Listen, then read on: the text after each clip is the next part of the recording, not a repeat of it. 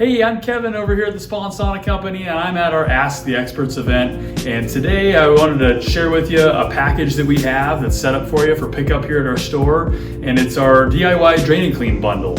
It has all the essential products that you need to drain and clean your hot tub yourself. Things like filter degreaser, protectant for your hot tub cover, which kind of restores it and brings it back to life as well. And wiping down the water line, there's some product there that helps get stuff that's baked onto the edge.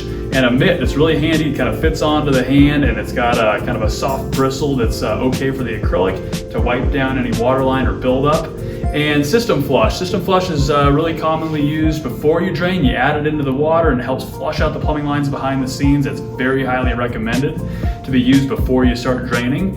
And some anti-foam just in case you fill it back up and there's some residual left behind that's causing foam, just to kind of mitigate that problem too. This is all in one convenient bucket, and the bucket can be used to clean your filter as well, which is super convenient. And you can pick it up at discount from us down here at the Spa and Sauna Company. We hope to see you soon.